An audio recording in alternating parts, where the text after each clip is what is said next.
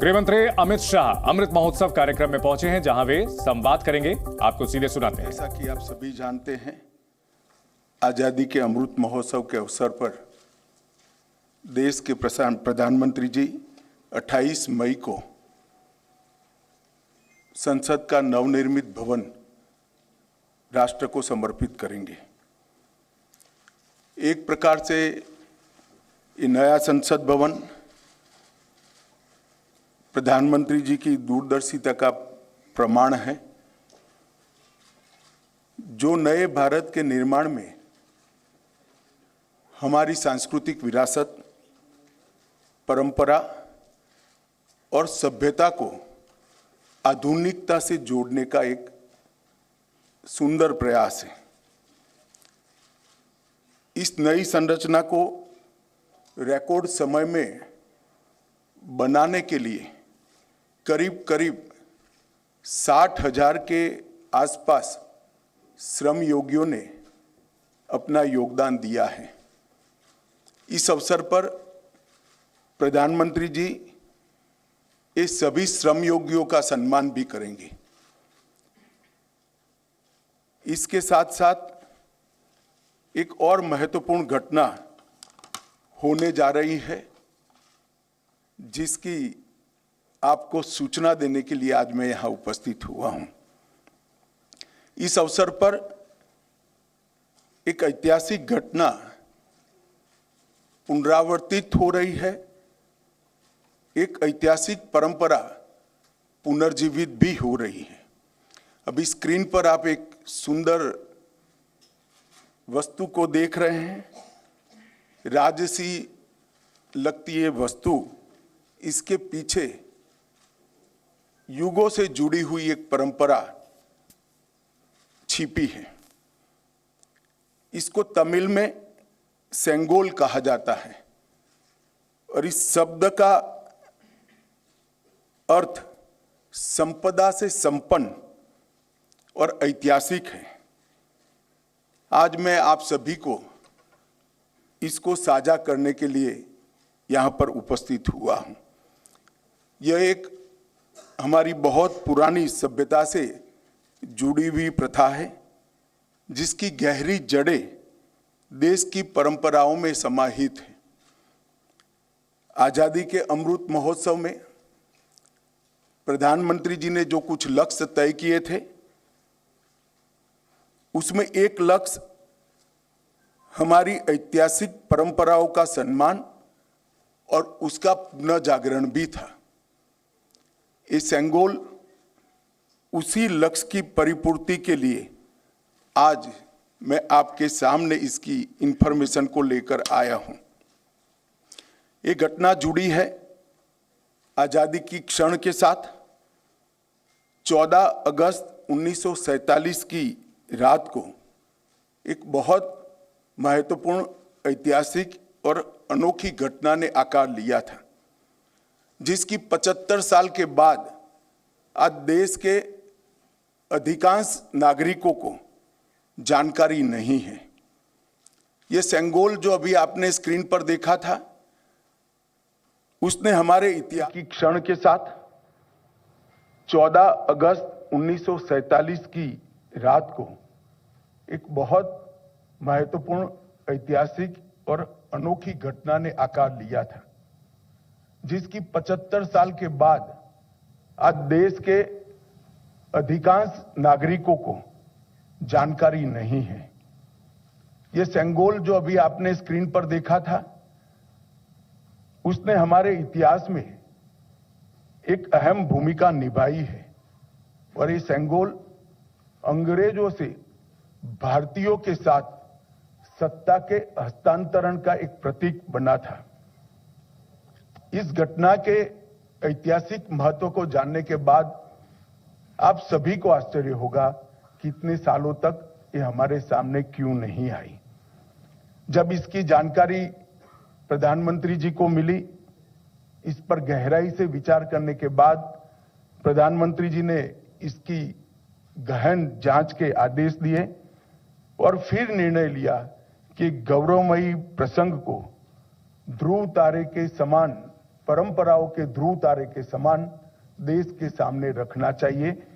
इसीलिए हमारे नए संसद भवन के लोकार्पण के दिन को चुना गया। अब मैं थोड़ा इस घटना के बाद में आपको बताऊंगा।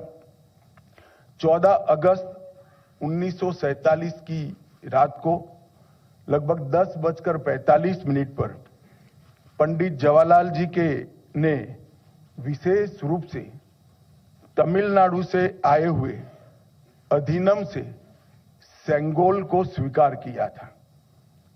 उन्होंने इसे अंग्रेजों से भारत को सत्ता प्राप्त करने के प्रतीक के रूप में पूर्ण विधि विधान के साथ स्वीकार किया था। पंडित नेहरू ने 14 अगस्त की रात को अपने निवास पर कई नेताओं की उपस्थिति में सेंगोल स्वीकार कर सत्ता के हस्तांतरण की प्रक्रिया को एक प्रकार से पूरा किया था, जिनमें श्री राजेंद्र प्रसाद भी थे, जो बाद में हमारे राष्ट्रपति बने। ये घटना क्यों और कैसे हुई, हम सब जानते हैं कि सन 47 में भारत को आजादी देने का जब निर्णय हुआ, तब लॉर्ड माउंटबेटन को इनको हमारी सांस्कृतिक और पारंपरिक व्यवस्थाओं की जानकारी नहीं थी। उन्होंने पंडित जवाहरलाल नेहरू जी को ये प्रश्न किया कि ब्रिटिश से भारतीयों के हाथ में सत्ता का हस्तांतरण के प्रतीक के रूप में कौन सा विशिष्ट परंपरागत समारोह का आयोजन किया जाना चाहिए। पंडित जी भी कंफ्यूज थे। उन्होंने थोड़ा समय मांगा और कहा कि मैं साथियों से चर्चा कर आपको इसके बारे में जानकारी दूंगा।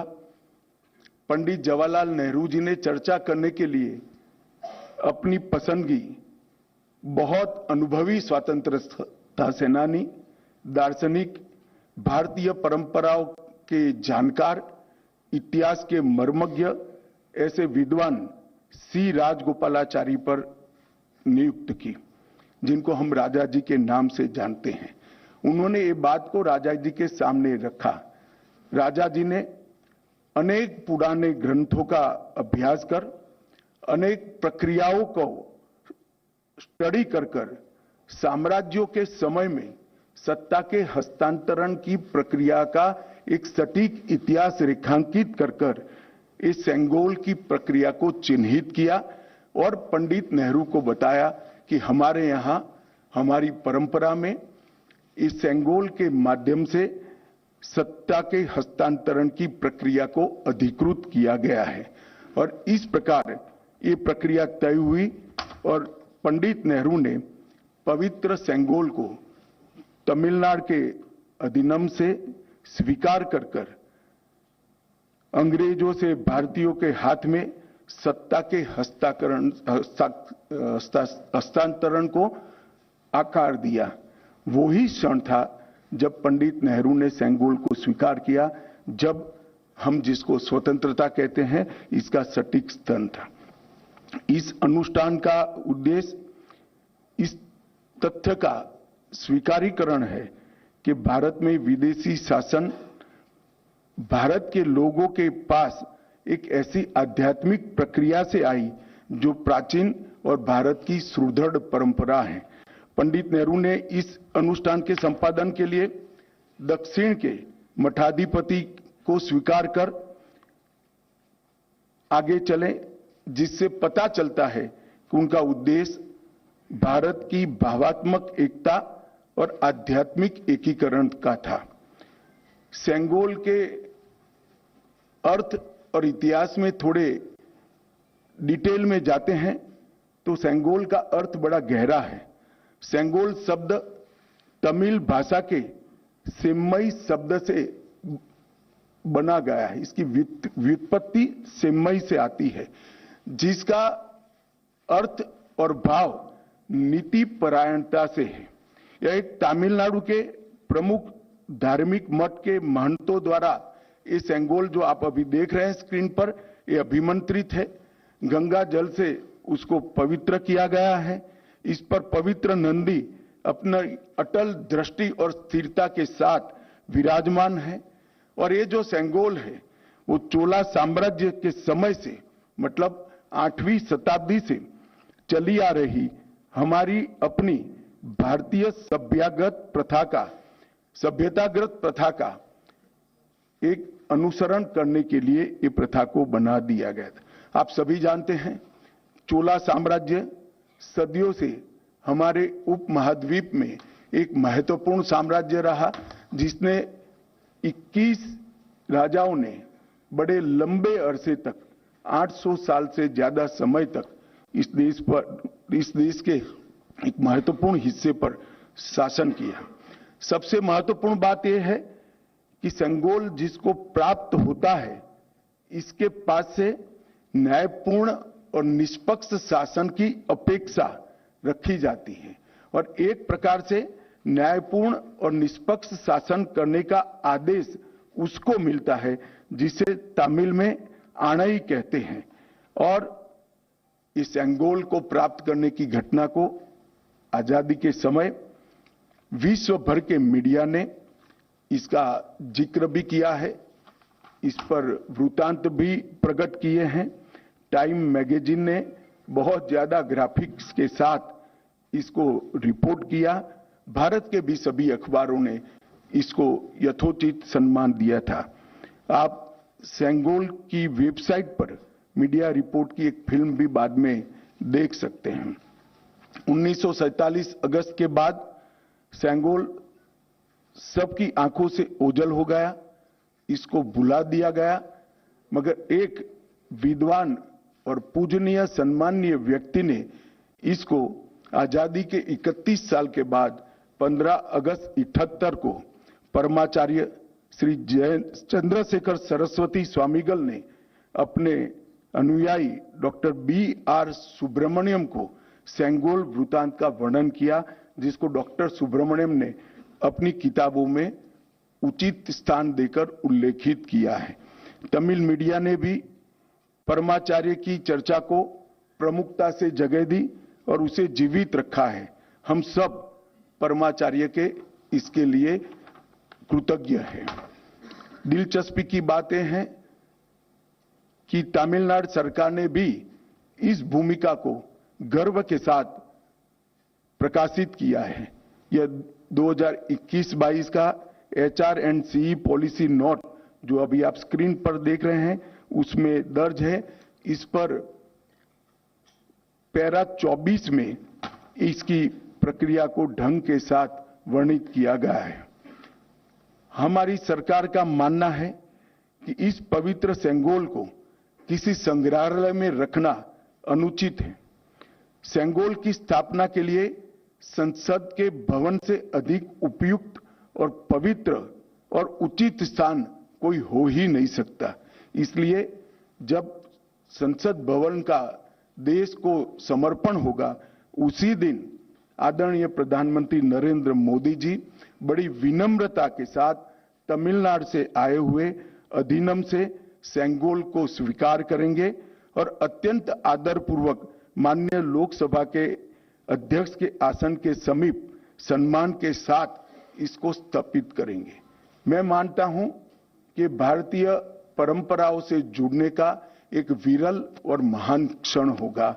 नए भारत को हमारी परंपराओं के साथ, हमारे इतिहास के साथ और हमारे आध्यात्म के साथ उसी क्षण से एक नया अनुसंधान होगा। सेंगोल की स्थापना 1947 की भावनाओं को फिर से एक बार अविस्मरणीय बनाएगी। यह सेंगोल जो है असीम आशाएं, अनंत संभावनाएं और एक मजबूत, स्वतंत्र और समृद्ध राष्ट्र के निर्माण का संकल्प है। यह अमृत काल का प्रतिबिंब होगा जो भारत को अपने विश्व में यथोचित स्थान ग्रहण के लिए गौरवशाली क्षण का साक्षी बनेगा। यह ऐतिहासिक योजना अधिनियम के अध्यक्षों से विचार विमर्श कर बनाई गई है। यह सभी 20 अधिनियम के अध्यक्ष इस शुभ अवसर पर उपस्थित रहेंगे, जो प्रधानमंत्री जी को सेंगोल अर्पण करेंगे। और इस पवित्र अनुष्ठान की पुनःस्मृति में अपना आशीर्वाद भी प्रदान करेंगे। इसके लिए मैं उनके प्रति आभार व्यक्त करता हूं।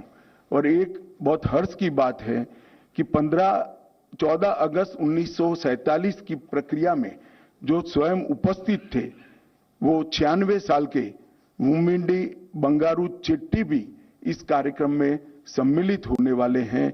उनका आशीर्वाद भी इस कार्यक्रम को मिलेगा।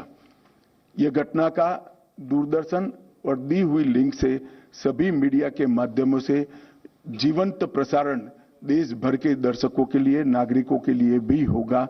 और अब हम एक डिटेल फिल्म ये पूरी प्रक्रिया पर सांस्कृतिक विभाग ने बनाई है, इसको देखेंगे।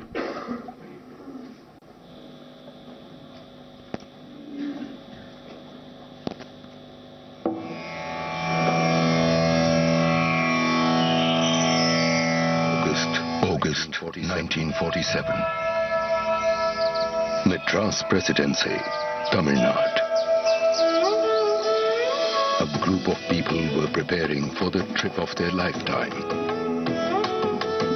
They had been called to carry out an important mission, to sanctify and legitimize the transfer of power from one ruler to another. Where were these people going? Delhi. India was getting ready for its freedom, to be rid of the British rulers. After decades of people fighting for self-rule, thousands arrested, killed in action, chasing one goal, Azadi, freedom. The last Viceroy, Lord Mountbatten, had a task to complete: to hand over power to the Indians. He had a simple query: how should this moment of handover be conducted? A handshake would hardly do. What is the symbolism that should be adopted for the moment? He posed this question to Pandit Jawaharlal Nehru. A good question, something that needed thought. A puzzled Nehru turned to the veteran freedom fighter, Shri C. Rajagopalachari. Rajaji, as he was popularly known, was from Tamil Nadu. Nehru respected Rajaji's erudition and knowledge of Indic customs and civilization. Well-read as he was, he found the answer in India's past. In the Chola kingdom of Tamil Nadu, one of India's oldest and longest continuous reigns. The transfer of power from one Chola king to another was marked by the passing of the Sengol, the staff of righteousness, blessed by the high priest of the time, invoking the blessings of Lord Shiva, the Cholas being his ardent devotees. Worship continues in their 1,000-year-old temples to this day. Rajaji recommended that a similar ceremony and symbolism be followed. Nehru accepted this. Rajaji wasted no time in contacting the leading dharmic mutt or monastery, The Thiruvadurai Adinam, established over 5 centuries prior, located in the heart of Chola land, functioning to this day. The then seer 20th Guru Maha Sannidhanam, Srila Sri Ambalavana Desika Swami, who was ailing at the time, accepted the task. He commissioned the making of the Sengol with famous jewelers, Mummidi Bangaru, in Madras. On top of the Sengol was Nandi, symbolizing strength, truth and righteousness. Recalling the making of the Sengol, 96-year-old Shri Bhumidi Ettirajalu. ஆதீனவர் எடுத்துட்டு செய்ய வேண்டும் என்று யாரோ சொன்னார் என்று வந்தார்கள். Drawings எல்லாம் காட்டி, it was round thing with எல்லாம் போல் இந்த மாதிரி செய்ய வேண்டியிருக்கு. இது நல்ல பெரிய இடத்துக்கு போகுது, ஜாகிரதையாக செய்யணும், நல்லா செய்யணும். தென் give the order. It was made of silver with gold coating. I was very happy to be associated with the making it. Adinam people supervised it. And நமக்கே சுதந்திரம் வந்துடுத்து அந்த சந்தோஷத்தில் இருந்தோம். அதுக்காக செய்ய வேண்டிய ஒரு செங்கோலை ஆதீனம் அவர்கள் நமக்கு கொடுத்ததால மிகவும் சந்தோஷம். The Holy Seer directed his deputy, Srila Sri Kumaraswamy Thambiran, the Adinam's Oduvar, special singer Manikam, and Nadaswara Vidwan T.N. Rajarathinam Pillai to conduct the proceedings. The delegation was flown to Delhi on a special flight. On the night of August 14, 1947, Srila Sri Kumaraswamy Thambiran gave the Sengol to Lord Mountbatten.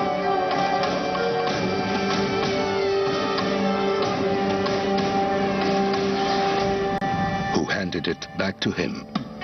The Sengol was purified with holy water.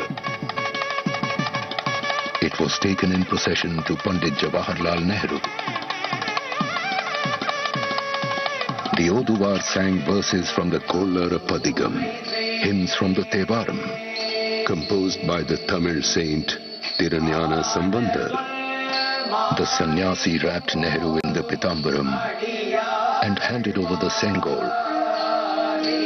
The verse ended with the words Adiyargal Vanil Arasalvar Anai Namade, meaning it is our order that the follower of the Lord, the King, shall rule as in the heavens. Thus the transfer of power to rule the nation happened with a symbol as per civilization practice from 1,000 years ago, in a remarkable integration of the South and the North, commemorating the birth of the nation as one. Nehru accepted the Sengol in the presence of Sri Rajendra Prasad, who later became the first president of India. This event was reported in local and international media. Time magazine of 25th August 1947 carried the report.